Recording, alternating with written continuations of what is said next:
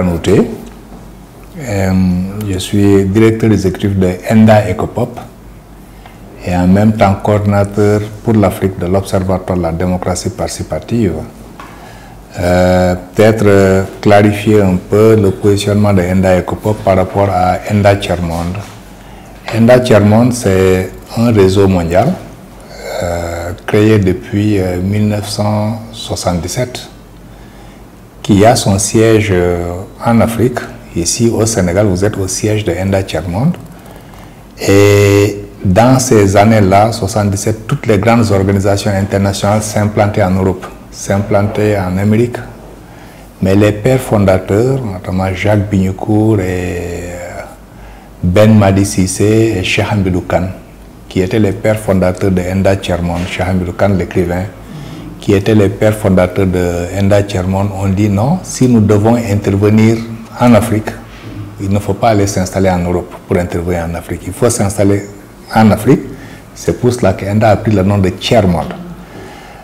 Nos interventions se concentrent essentiellement dans le Tiers-Monde, ici en Afrique, en Amérique latine, au Brésil, en Colombie, à Bogota, en Asie, nous sommes en Inde, et ici en Afrique, nous sommes dans plusieurs pays, notamment au Maroc, en Tunisie, ici au Sénégal où se trouve le siège, au Mali, à Madagascar, où je me prête d'ailleurs à aller en mission.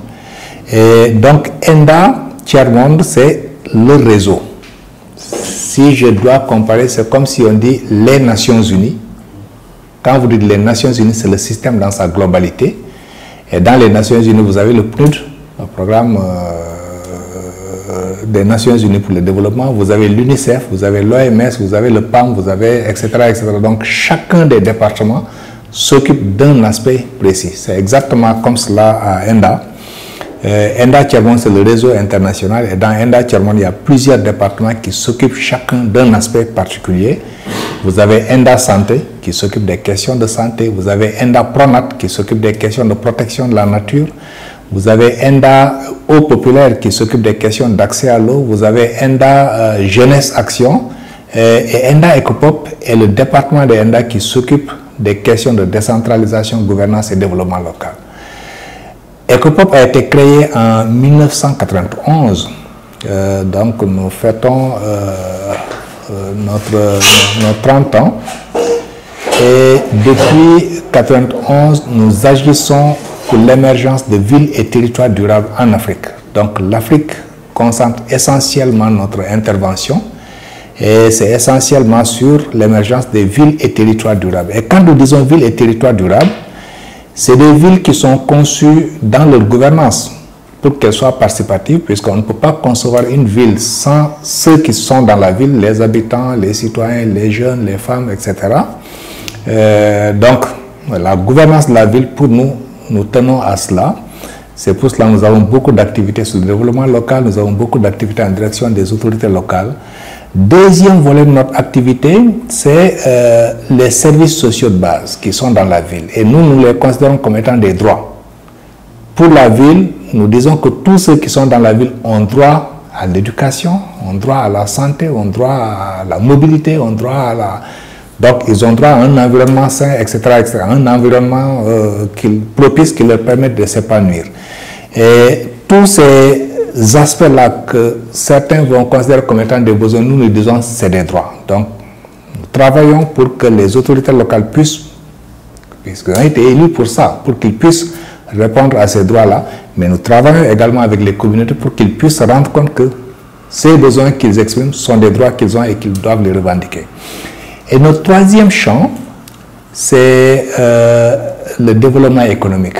Donc, autant nous travaillons pour que les citoyens puissent se rendre compte qu'ils ont des droits et qu'ils revendiquent ces droits-là, autant nous travaillons avec les autorités élues qui, pendant un mandat de 5 ans, doivent répondre aux droits, autant nous travaillons pour doter les collectivités territoriales de ressources pour qu'ils puissent répondre à ces droits. Et ce troisième aspect est essentiel parce que, dans notre conviction, les villes et les territoires regorgent de potentialités économiques. L'Afrique n'est pas pauvre. L'Afrique est riche, mais l'Afrique ne connaît pas sa richesse. Et ça, c'est très dommage. C'est l'essentiel du travail que nous faisons.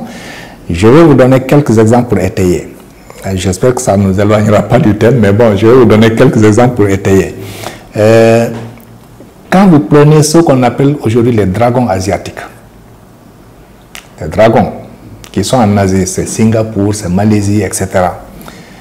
Ils étaient au même niveau de développement que l'Afrique au moment des indépendances. Eux se sont développés parce qu'ils ont identifié un ensemble de potentialités qu'ils ont su exploiter. Ils se sont développés parce qu'ils ont mis en place un ensemble de structures qui leur permettent d'aller vers le développement. Ils sont développés parce qu'ils se sont appuyés sur leur culture et leur contexte pour se développer. L'Afrique, malheureusement, a autant de potentialités que ces pays-là. Je prends juste un aspect, c'est la jeunesse, qui aujourd'hui est une contrainte pour tous nos pays africains et pourtant qui est une richesse extraordinaire. Deuxième aspect, c'est les terres. Aujourd'hui, l'Afrique regorge plus de 60% des terres arables dans le monde. Donc, la principale crise que nous sommes en train de vivre, qui est une crise alimentaire mondiale, trouve sa solution en Afrique. Puisque ceux qui veulent produire pour l'alimentation de leur population, etc., sont obligés de venir en Afrique pour trouver des terres arabes, pour faire l'agriculture. Et ce que vous voyez aujourd'hui, parlant de spoliation des terres, etc., tire son origine à ce niveau-là. Et donc, l'Afrique a un potentiel énorme, mais l'Afrique ne connaît pas ce potentiel-là. Et donc, pour nous, nous disons qu'il faut construire un développement endogène. Et ce développement endogène part de l'analyse de quelles sont les potentialités que nous appelons les capitaux que l'Afrique a et comment ces capitaux peuvent être identifiés et valorisés. Les capitaux, je vais en citer 4. Le premier des capitaux, c'est le capital financier. On n'en a pas beaucoup. L'argent, on n'en a pas beaucoup.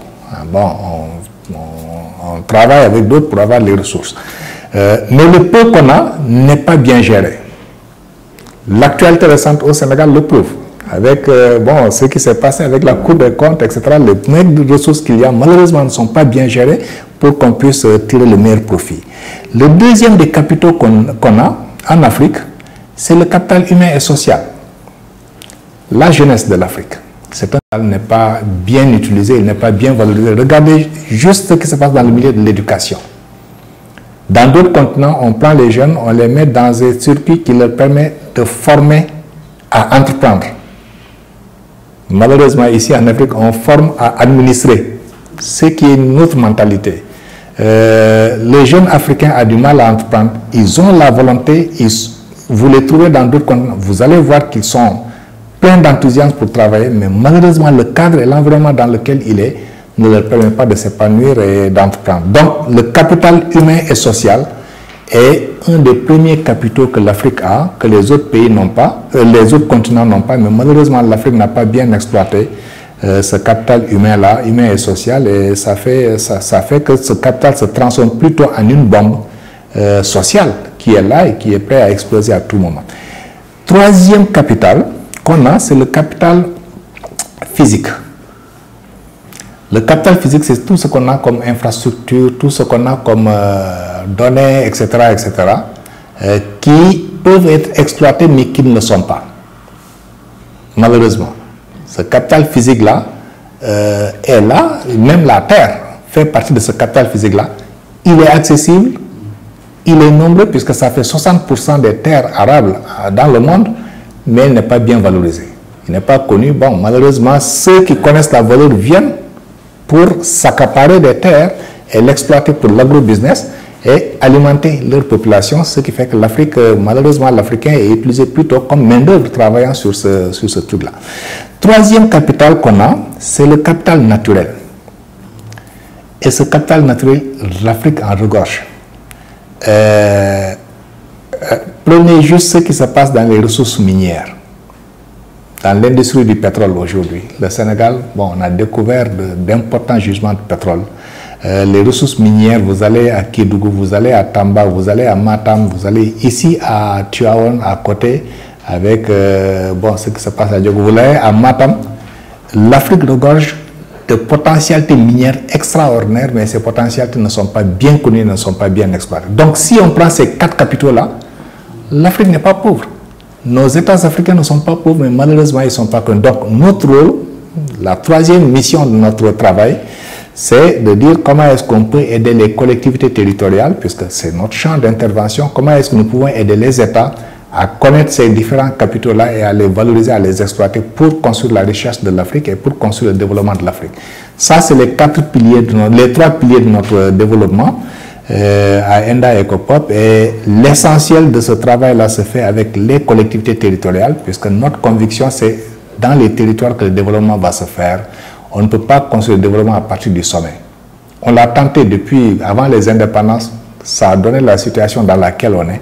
Pourquoi ne pas changer de paradigme? Et le changement de paradigme, c'est de dire, allons sur les territoires, identifions ce qu'il y a là-bas comme potentialité et construisons ces potentialités, construisons les ressources humaines qu'il y a et mettons-les en perspective pour le développement. Et c'est sur ça, ce chantier-là, qu'on est en train de travailler.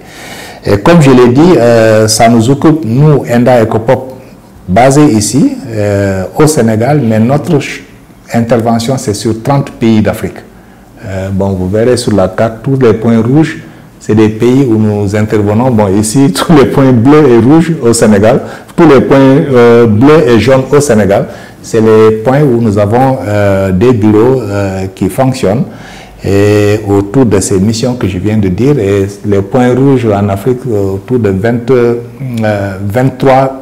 30 pays en Afrique, c'est des pays où nous avons des actions qui sont en cours, souvent dans le domaine de la démocratie, développement local, gouvernance, etc., etc., avec des organisations partenaires avec lesquelles nous travaillons, qui sont des points focaux et qui nous permettent d'impulser les dynamiques de développement. Donc ça, c'est à peu près ce que je peux dire pour présenter ENDA EcoPop dans la galaxie ENDA Tiers-Monde. Et comme je l'ai dit tantôt, nous, c'est essentiellement développement local, gouvernance et démocratie, sur lequel nous intervenons. Bon, les autres équipes d'ENDA interviennent chacun sur une thématique: santé, eau potable, assainissement, protection de la nature, énergie avec ENDA Énergie, etc., etc. Et donc il y a 17 ENDA comme ça, et c'est ce qui fait la confusion ambiante où les gens disent mais finalement c'est quoi ENDA, etc., etc. Bon, ENDA Tiers-Monde, c'est le réseau, et dans ENDA Tiers-Monde, il y a 17 départements qui travaillent chacun sur une thématique bien précise. Financier. Je disais tantôt qu'on n'a pas beaucoup de ressources financières. C'est vrai, comparé à l'Europe, comparé à l'Amérique, comparé même à une partie de l'Asie, l'Afrique n'a pas beaucoup de ressources financières, puisque malheureusement même notre argent n'est pas fait en Afrique, il est fait ailleurs pour être amené ici en Afrique. Mais le peu d'argent qu'on a, malheureusement, n'est pas bien géré non plus. C'est ce que je peux appeler la fuite des capitaux. Le capital financier fuit. J'avais souvent une image que j'ai d'ailleurs partagée avec le Haut Conseil des collectivités territoriales quand je faisais mon audition, en le disant comme comparaison, c'est comme une vase dans laquelle on met de l'eau. Chacun des acteurs met de l'eau, mais il y a des trous. Donc, quelle que soit la quantité d'eau qu'on va mettre, il va y avoir des fuites. Et c'est exactement aujourd'hui ce qu'on a, où tout le monde dit qu'on n'a pas de ressources financières, mais le peu de ressources qu'il y a n'est pas bien géré non plus. Très souvent, il y a des fuites de capitaux, très souvent, il y a de l'évasion fiscale, très souvent, il y a même une malgouvernance à travers les ressources qui sont mobilisées et qui sont mises à contribution. J'ai donné tantôt le cas de ce qui vient de se passer avec le Covid, où dans un contexte particulièrement difficile, particulièrement mortel, à travers le monde, mais surtout ici au Sénégal, dans un contexte où des emplois ont été perdus, dans un contexte où il y a eu beaucoup de morts d'hommes avec grandes tâches, hommes, femmes et jeunes, dans un contexte où le plus petit acteur économique a presque perdu son emploi. Dans un tel contexte, il y a eu un effort important pour mobiliser des ressources pour faire face à ce contexte-là de crise. Mais quand cet effort est venu, venant des partenaires au développement, venant de l'État lui-même, venant des différents acteurs qui sont au niveau national, c'est les marabouts, c'est les citoyens, c'est les jeunes, c'est les femmes, je pense même que les journalistes, vos confrères, vous avez fait un effort pour rassembler. Quand tout cet argent est venu, malheureusement, on voit aujourd'hui ce qui en a été fait, où l'argent n'a pas été bien géré pour aller juguler le mal pour lequel pourtant tout le monde s'est mobilisé pour l'apporter. Quand nous avons vu les rapports issus, faits par la Cour des comptes, nous avons tous été meurtris. de nous rendre compte que le peu de ressources qui a été mobilisé dans un contexte extrêmement difficile pour tout le monde, ces ressources ne sont pas allées là où ça aurait dû l'être, jusqu'à ce que la Cour des comptes tire sur la sonnette d'alarme en disant bon, il y a eu des malversations et nous attirons l'attention du gouvernement de faire telle chose, telle orientation, telle recommandation, telle poursuite, etc. pour qu'on puisse savoir l'argent, comment ça a été géré. Donc voilà, ça c'est caractéristique de ce que je peux appeler la malgouvernance et qui a souvent des répercussions sur le capital financier qui n'est pas énorme. Il n'est pas énorme ce capital financier-là et qui malheureusement du fait qu'il n'est pas énorme, le peu qu'il y a un accaparement extraordinaire avec une volonté d'appropriation très forte sur les maigres ressources qui existent et qui auraient dû pourtant servir à financer le développement, à prendre en charge les besoins essentiels des populations, des communautés, pour que ces besoins essentiels puissent trouver une réponse et un répondant auprès du gouvernement. Justement, sur ce point, quelle est la vision, quelle est l'analyse faite par l'ENDA ECOPOP sur le rapport de la Cour des comptes? Mais ce rapport doit... Je pense que le gouvernement n'a pas d'issue dans tous les cas. Il n'y a pas d'autre voie que de répondre à ce que la Cour des comptes a recommandé. Engager des poursuites pour ceux pour lesquels ils ont géré et tout le monde dit que ça a été mal géré. Ouvrir des informations pour là où nous pensons que bon, les informations ne sont pas très claires, il y a des suspicions mais ce n'est pas clair. Ouvrir des informations pour clarifier les choses. C'est important pour le gouvernement, c'est important pour l'ensemble de la nation. Tant qu'on ne clarifie pas cette situation-là, je pense que le Sénégal va s'installer dans une défiance et une méfiance extraordinaire et qui n'est bénéfique à personne. Le futur risque d'être très compliqué. Je pense que par le passé, nous avons eu des choses comme ça, mais cette fois-ci, ça a franchi une ligne rouge qu'on n'aurait jamais dû franchir. Où, la prédation des ressources, en tout cas présumée, prédation présumée des ressources, a atteint un niveau où on n'aurait jamais dû franchir. Donc, la recommandation de ENDA, c'est qu'il faut donner suite aux mesures et recommandations qui ont été faites par la Cour des comptes, allant dans le sens de là où on a vu que les gens ont détourné, qu'on les mette en prison.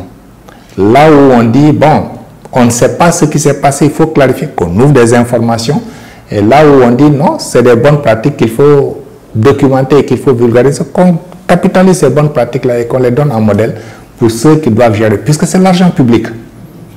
Tu vois, c'est l'argent public. Même dans nos maisons, on refuse que l'argent disparaisse comme ça. À plus forte raison dans une nation organisée où c'est l'argent qui a été mobilisé par tous les citoyens, depuis le marabout jusqu'au simple citoyen qui est dans sa case et qui a du mal à s'alimenter et qui difficilement cotise pour dire je participe à l'effort de la nation pour faire face à la Covid, puisqu'on nous a fait comprendre qu'on était en guerre. Mais quand on est en guerre, tout le monde se mobilise. Alors, si tout le monde se mobilise pour rassembler les ressources et le confier à certains à qui nous avons confié notre destinée et que cette classe-là fasse le détournement, c'est pas bon. C'est pas bon et si nous ne clarifions pas cette situation-là, malheureusement, je pense que le Sénégal va aller vers des lendemains incertains, notamment en termes de méfiance, en termes de défiance vis-à-vis des institutions, et ce n'est jamais bon qu'un pays puisse arriver à ce niveau-là, où on va se méfier des institutions, où on va même défier les institutions. Donc demain, si ce n'est pas clarifié, il ne faut pas être surpris qu'il y ait des émeutes. Il ne faut pas être surpris qu'il y ait des jeunes qui se soulèvent. Il ne faut pas être surpris qu'il y ait des révoltes de part et d'autre. Il faut l'éviter, donc pour l'éviter la meilleure des manières, c'est ça ma recommandation, clarifions ce qui doit être clarifié dès maintenant. Ceux qui ont été pris comme ayant fait des détournements, il faut les traduire en justice. La justice tirera les conclusions. Ceux pour lesquels on dit, bon, ce n'est pas clair dans ce qu'on a vu dans leur gestion, il y a des zones d'ombre, il faut ouvrir des informations pour qu'ils clarifient, qu'ils présentent les choses. Ils sont tous présumés innocents jusqu'à preuve du contraire. Mais là où ils produisent des informations et que la Cour des comptes ou le magistrat instructeur disent ce n'est pas bon, en ce moment, ils vont être traduits devant la justice. Ceux pour lesquels, comme je l'ai dit, bon, on a pensé qu'ils ont fait une bonne gestion, puisqu'il y en a qui ont fait une bonne gestion, bon, qu'on les félicite, qu'on les encourage. pour le travail qu'ils ont fait et surtout qu'on les donne en modèle à tous ceux qui sont des gestionnaires de... Dire que sur cette taxe-là, nous travaillons beaucoup avec plusieurs pays d'Afrique. Je dis, on est dans une trentaine de pays, d'une part, et nous travaillons beaucoup aussi avec l'Union africaine, qui a parmi ses commissions une commission spécialisée qui s'occupe des collectivités et de la décentralisation. Et le constat qui a été fait à travers l'Union africaine et qui a d'ailleurs été stabilisé dans la Charte africaine des valeurs et des principes de la décentralisation, c'est que le contexte de décentralisation en Afrique est très difficile. C'est un contexte qui est extrêmement difficile, extrêmement compliqué. Les maires et les élus sont souvent placés dans une situation où ils sont presque entre le marteau et l'enclume. Ils les poussent en leur transférant des compétences pour qu'ils opérationnalisent, mais qu'ils ne leur donnent pas de ressources pour pouvoir opérationnaliser ces compétences-là. Et l'enclume de la population qui exprime une demande sociale très forte, très diffuse, et très souvent, il n'y a pas de ressources pour le faire. Donc c'est une situation très compliquée. Dans un tel contexte, l'Union africaine en 2013 a engagé une vaste réflexion qui a abouti à la Charte africaine des valeurs et des principes de la décentralisation, qui a fait un certain nombre de recommandations. On en faisait partie, bon, on a suivi toutes les réunions, depuis celle de Lusaka où nous avons fait un premier draft de la Charte, jusqu'à la dernière rencontre qui s'est tenue ici à Dakar en 2013, où les ambassadeurs accrédités de l'Union africaine et les ministres en charge des affaires étrangères se sont retrouvés avec les ministres en charge des collectivités territoriales, se sont retrouvés pour stabiliser la dernière mouture de la Charte africaine des valeurs et des principes, qui fait une analyse très pointue sur la situation de la gouvernance, de la décentralisation et du développement local en Afrique et qui tire un certain nombre de conclusions.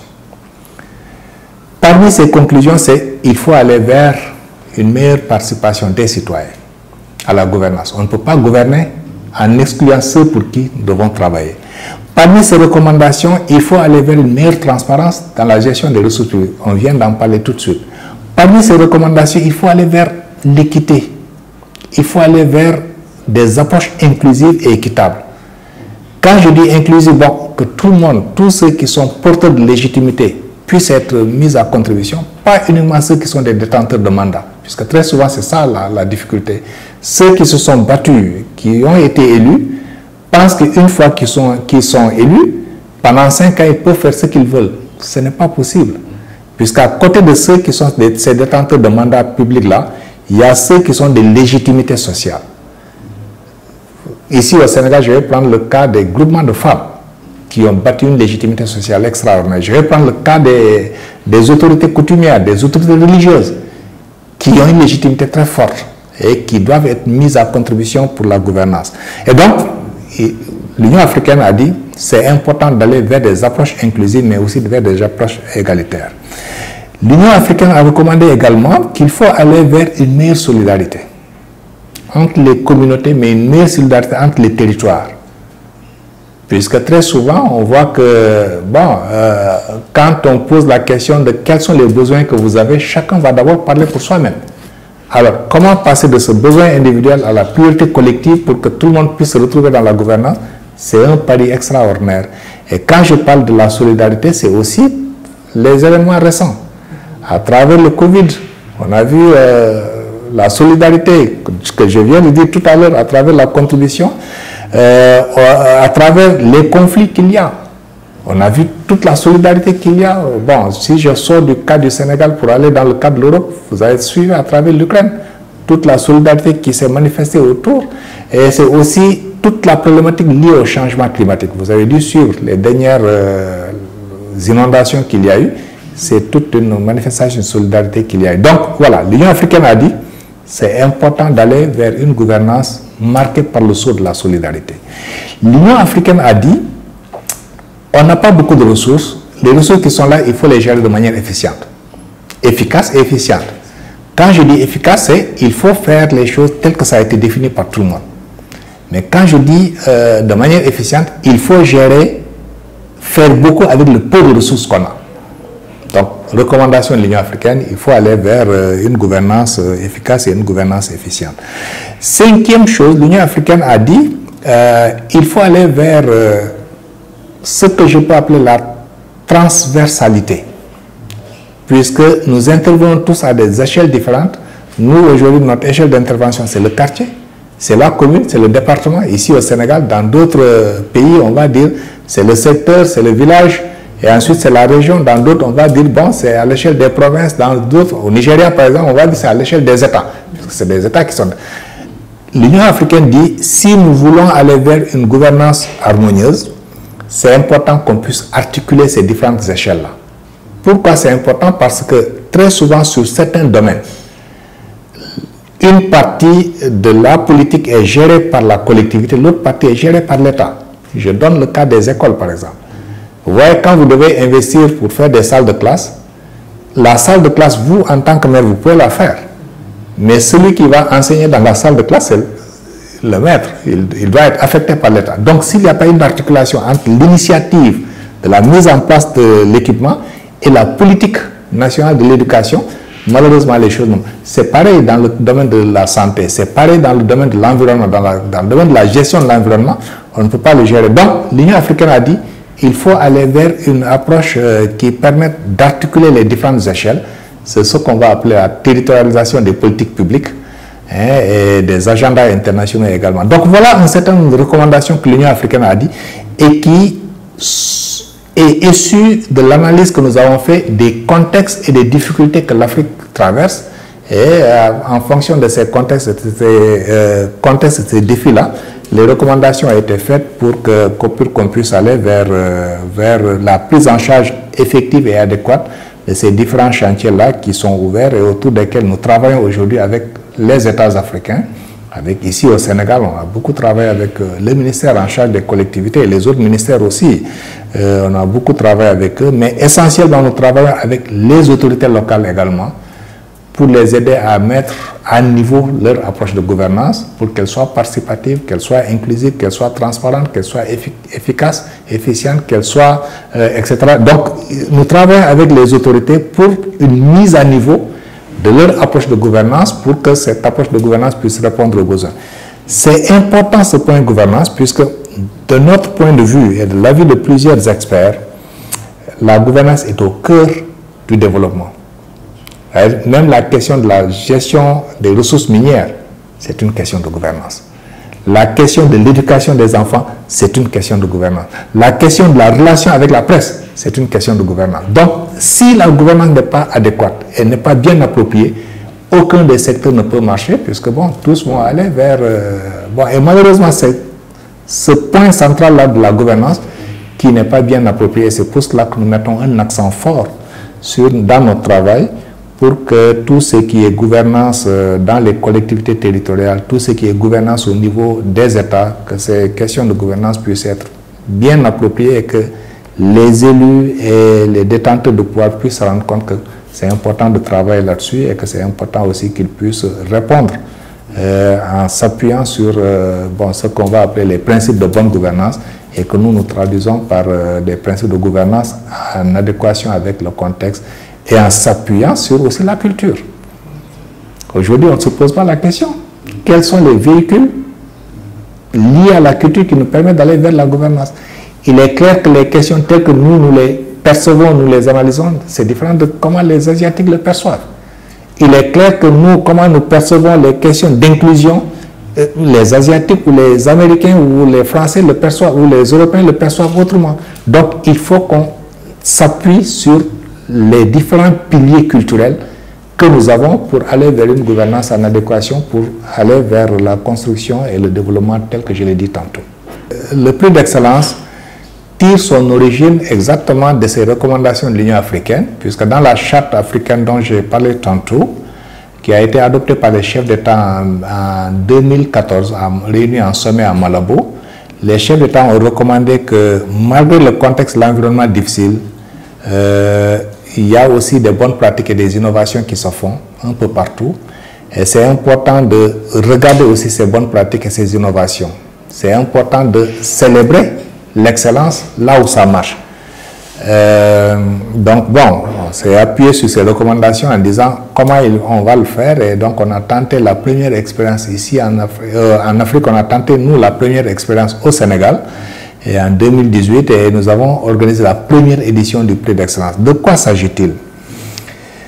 Le prix d'excellence, c'est une approche volontaire qui permet à des collectivités de se mesurer et de savoir qu'est-ce qui marche, qu'est-ce qui ne marche pas. Et de dire dans ce qui marche, qu'est-ce que je peux montrer en exemple aux autres et qu'est-ce que je peux montrer aussi en exemple pour qu'on puisse me conseiller pour aller de l'avant. Donc la première édition s'est tenue en 2018 et a été structurée autour de différentes catégories d'acteurs. Nous considérons que c'est ces acteurs-là qui font la décentralisation, c'est les autorités locales, c'est les journalistes communicants, puisque vous faites une remontée d'informations extraordinaires sur ce qui se passe dans les territoires et qui n'est pas connu. Et donc vous faites la remontée soit par des articles de presse, soit par des documentaires, des reportages que vous faites et qui peuvent être vus et perçus pour que les gens se rendent compte de qu'est-ce qui se passe dans les territoires. Mais c'est aussi les chercheurs universitaires qui très souvent, sur des questions pour lesquelles il y a encore des défis, il y a encore des questionnements que nous nous posons, eux ont l'opportunité de les prendre pour en faire des questions de recherche, soit pour écrire des articles scientifiques, soit pour écrire des thèses de doctorat. Et donc, voilà les trois catégories d'acteurs qu'on a ciblés. Et c'est vrai que 2018, jusqu'à maintenant, il y avait une quatrième catégorie d'acteurs qu'on n'avait pas mis et qu'on a mis cette année. C'est la catégorie du citoyen lui-même. C'est vrai qu'on parle de gouvernance, mais la gouvernance, c'est aussi le citoyen lui-même. Quel modèle de citoyen on veut et qui puisse donner un exemple pour dire quand je suis citoyen, j'ai aussi un rôle, j'ai aussi une contribution dans le développement de mon territoire. Et donc, voilà les quatre catégories qu'on a pris. Et donc, pour la catégorie des autorités locales, nous avons exactement pris les recommandations que l'Union africaine a fait en disant il faut évaluer la participation et l'engagement citoyen. Première catégorie. Deuxième catégorie, il faut évaluer la transparence et la redevabilité. Quand on dit transparence, c'est est-ce que les gens sont transparents dans ce qu'ils font, dans leur approche de gouvernance, et redevabilité, est-ce qu'ils rendent compte de ce qu'ils font? Aujourd'hui, c'est ce qui est interpellé au niveau national déjà, d'ailleurs, au niveau du gouvernement. Il faut travailler sur, troisième niveau, l'inclusion, l'égalité et l'équité. Est-ce que les collectivités territoriales ont des approches qui sont inclusives? Est-ce qu'ils ont des approches qui sont basées sur l'équité? Est-ce qu'ils ont des approches qui sont basées sur l'égalité aussi? Bon, quand je dis égalité et équité, évidemment, c'est pas très, mais c'est différent. L'égalité, une approche égalité, c'est une approche où tout le monde participe. Mais quand on dit une approche équitable, c'est une approche qui est basée un peu sur ce qu'on va appeler la justice sociale. Notamment ceux qui sont des handicapés, comment s'assurer que, puisque ce n'est pas leur faute, c'est la nature qui les a rendus comme ça. Et donc, ça c'est la troisième catégorie. La quatrième catégorie, c'est l'efficience et l'efficacité et l'efficience budgétaire. En d'autres termes, comment les maigres ressources qu'il y a dans les collectivités, ces maigres ressources puissent aller vers les besoins qui sont définis par les communautés. Très souvent, quand il y a des investissements à faire, malheureusement, ces investissements, on le constate au niveau des États, mais on le constate aussi au niveau des collectivités, ces investissements vont aller vers des secteurs qui ne sont pas prioritaires pour les populations. Alors, nous disons, bon, il faut que les ressources qu'il y a, que ces ressources puissent aller pour la prise en charge de la demande sociale. Donc, que ce soit des ressources qui soient investies de manière efficiente et que ce soit en adéquation avec les attentes et les besoins des citoyens, en gros, que ce soit en adéquation avec la prise en charge de la demande sociale. La cinquième catégorie, c'est la catégorie de la solidarité, telle que je l'ai dit tantôt, et qui a été définie également par l'Union africaine pour la prise en charge notamment des communautés vulnérables. En matière de santé, on va dire la protection sociale, par exemple, comment la prendre en charge, puisqu'il y a certains, quel que soit le truc, s'il n'y a pas de solidarité, ça ne marche pas. Et cette protection sociale, ça peut aller vers les populations, comme ça peut aller vers les territoires. Et de plus en plus, d'ailleurs, nous recommandons que ça aille vers les territoires pour que nul ne soit laissé en rade. Et la sixième catégorie pour les autorités locales, c'est la territorialisation des politiques publiques et des agendas internationaux. Le constat est que ces agendas internationaux répondent tous aux besoins de « nous voulons améliorer les conditions de vie des populations ». Si vous prenez les objectifs de développement durable, c'est ça qui est visé en fine. Si vous prenez l'agenda pour l'Afrique, l'agenda 2063 de l'Afrique, c'est ça qui est visé en priorité. Si vous prenez les politiques publiques aussi, bon, à travers nos États, il y a différentes politiques publiques qui concourent à l'amélioration des conditions de vie des populations. C'est le cas du PSE ici, c'est le cas de l'agenda climat, c'est le cas de la politique de jeunesse, c'est le cas de zéro bidonville, etc.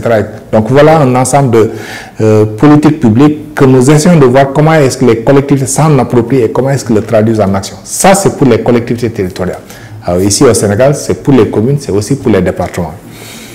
Alors, quand on prend les journalistes et les communicants, nous avons ciblé deux domaines, deux catégories. C'est les journalistes qui font des articles de presse. Si vous prenez le journal, vous verrez qu'il y a beaucoup de papiers qui sont faits par des journalistes et très souvent de bons papiers qui rendent compte de ce qui s'est fait dans les territoires, dans la commune, etc., avec la remontée de l'information. Mais c'est également les reportages. Très souvent, bon, si ce n'est pas la plume, c'est la caméra qui permet de rendre compte qu'est-ce qui se fait à Fass, qu'est-ce qui se fait à Colobane, qu'est-ce qui se fait à Gueltapé, qu'est-ce qui se fait dans la Médina, qu'est-ce qui se fait à Médina Yoro-Fula, etc., etc. Donc, à travers les reportages, je me souviens, en 1998, on avait eu un excellent reportage sur Toubacouta, comment les femmes participent. Bon, en 2019, on a eu un excellent reportage sur Bopoudior à Saint-Louis, qui était aussi bon. Donc voilà, pour les journalistes, c'est les deux catégories d'acteurs. Les journalistes qui par les écrits, articles de presse ou par les documentaires. Pour les chercheurs maintenant, universitaires, nous avons ciblé là aussi deux catégories d'acteurs. C'est ceux qui sont des doctorants, donc qui prennent un sujet et qui travaillent là-dessus pendant quelques années pour trouver, pour écrire un mémoire, une thèse. Mais c'est aussi ceux qui sont déjà, bon, des enseignants, chercheurs, et qui font des papiers scientifiques. Voilà les différentes catégories qui sont ciblées. Et bon, maintenant, on a introduit la dernière catégorie cette année, c'est le citoyen modèle, qu'on appelle citoyen modèle transformateur, à qui d'ailleurs nous avons donné le nom du père fondateur de ENDA, Jacques Bignicourt, le prix du citoyen transformateur, le prix Jacques Bignicourt pour le citoyen transformateur. Et cette année, on l'a donné à vraiment une personne dans un coin très reculé de Saint-Louis qui fait des choses extraordinaires en matière de lutte contre les changements climatiques. Et c'est à lui qu'on a donné. Bon, j'ai oublié de dire que le prix pour la presse, ça porte le nom de Feu Babacar Touré. On l'oublie très souvent, mais Babacar a été à ENDA. Il a animé une des entités de ENDA avant d'aller créer Sud Communication, qui a été un groupe de presse bon, assez structuré et qui font... Donc voilà un peu le prix d'excellence tel que ça c'est. Alors à chaque catégorie, à chaque édition, nous avons mis en place un comité scientifique composé d'une quinzaine de personnalités dans différents domaines. C'est les journalistes. Bon, cette année, par exemple, vous avez vu Diatou Cissé qui a participé au jury. Bon, l'année dernière ou l'année d'avant, bon, c'était Mamles Camara qui était dedans. Ensuite, il y avait Oumar Dioufal qui était dedans. Voilà, ensuite, il y avait Tidiane Kassé. Bon, vraiment, on a pris ceux qui sont à la retraite, qui sont vos doyens, et on les a pris, on les a mis dans le jury pour qu'eux puissent évaluer, puisque nous autres, nous n'avons pas capacité à évaluer les... Bon, alors, on a pris des professeurs d'université également, qui peuvent évaluer soit les productions des doctorants ou des articles scientifiques, et nous avons pris des acteurs de développement qui aussi peuvent évaluer les actions de développement que les maires ont proposées. Donc ça, c'est le comité scientifique d'une quinzaine de personnes qui travaillent de manière vraiment autonome, puisque toutes les soumissions sont en ligne, et bon, chacun évalue sans savoir qu'est-ce que l'autre fait, puisque chacun s'enferme et s'appuie et regarde ce qui est fait et l'évalue.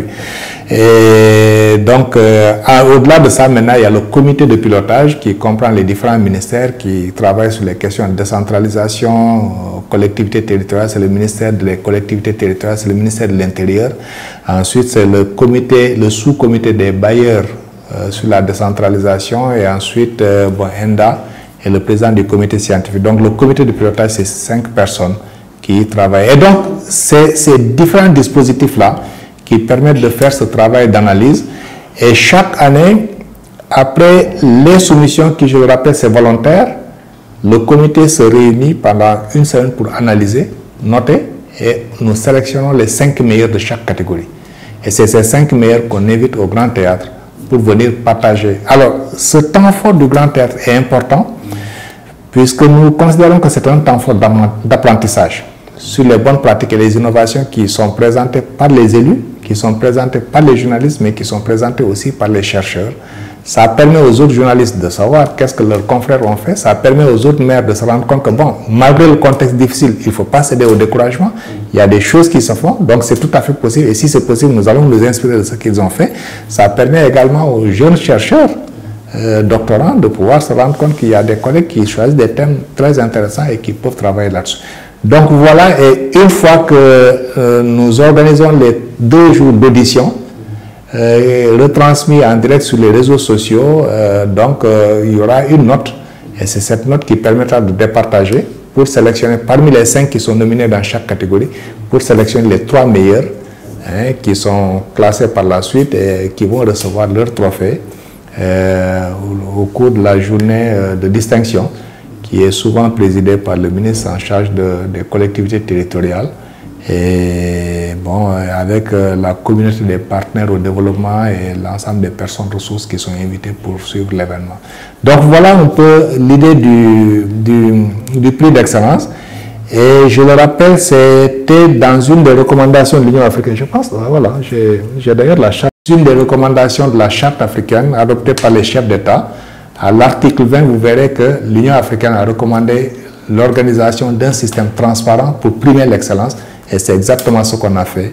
Et c'est d'ailleurs pour cela qu'après ces éditions qu'on a fait, cette année, quand on a tenu le sommet Africité, le sommet des villes d'Afrique, l'Union africaine nous a recommandé de passer à l'échelle. C'est-à-dire de passer du Sénégal et faire une édition continentale, mais en procédant d'abord dans la sous-région, Afrique de l'Ouest. On va organiser donc l'année prochaine, 2023, ça va être la première édition dans la zone CEDEAO. Et ensuite, nous allons élargir aux autres sous-régions. Chacune des 5 sous-régions aura son édition pour avoir en définitive une édition continentale pour primer l'excellence et les innovations dans les collectivités territoriales auprès des journalistes et auprès des chercheurs universitaires. En direction de vous, acteurs de la décentralisation, on se trompe très souvent en pensant que bon, vous n'êtes pas dedans. Non, vous êtes dedans. Quand on parle de décentralisation, quand on parle de gouvernance, vous jouez un rôle essentiel dedans. Et ce rôle, il faut que la communauté le reconnaisse, il faut que la communauté s'en aperçoive. Donc, mes remerciements vont à vous pour cet entretien qu'on vient d'avoir. Mais mes recommandations, c'est également des appels que je vais lancer en direction de l'État, puisque les 30 collectivités qui ont été nominées, à mon avis, l'État doit jouer un rôle d'émulation en leur transférant une partie de ressources complémentaires qui leur permettent de prendre en charge les besoins essentiels et les projets prioritaires qu'ils ont identifiés, qu'ils ont définis.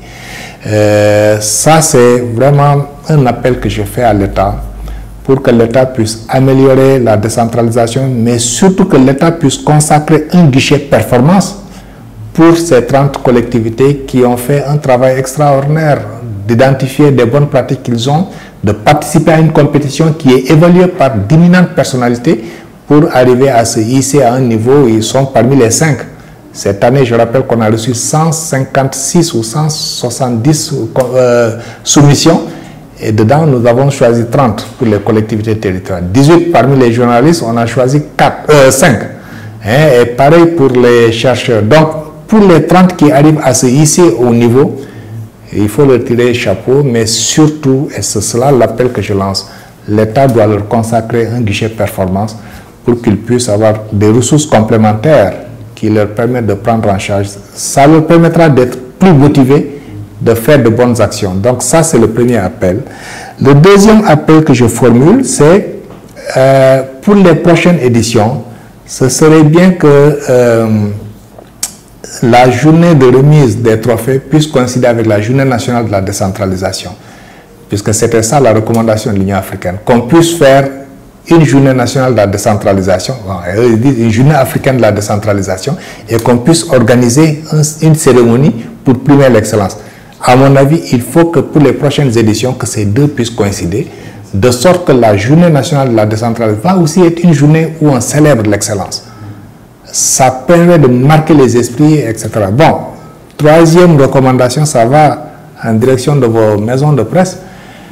Je pense que c'est important puisque les productions qu'on a vues sont excellentes. Mais quand on analyse derrière, on sait que c'est la maison qui a aussi mis, au-delà de la volonté du journaliste qui est allé chercher l'information, c'est aussi des moyens qui sont derrière qui permettent d'aller de l'avant. Donc je lance un appel pour que ces maisons puissent... c'est aussi à travers la visibilité du journaliste, la visibilité de la maison de presse qui est derrière. Et enfin, la dernière recommandation que je formule, qui est aussi un appel en direction des universitaires, c'est de leur recommander d'aller vers les territoires. Il y a un foisonnement extraordinaire d'initiatives là-bas, mais il y a un foisonnement de défis qui les interpellent. Et ces défis, c'est les chercheurs qui doivent trouver des solutions à ces défis-là. Et donc, je recommande fortement que ces chercheurs puissent s'orienter vers les collectivités comme champ d'expérimentation pour intervenir. Et enfin, les partenaires au développement qui soutiennent la décentralisation au Sénégal. On a par essence les journées d'excellence qui constituent le champ où ils peuvent rendre visible ce qu'ils sont en train de faire. Et donc, nous demandons à soutenir cette initiative-là pour qu'elle puisse aller de l'avant.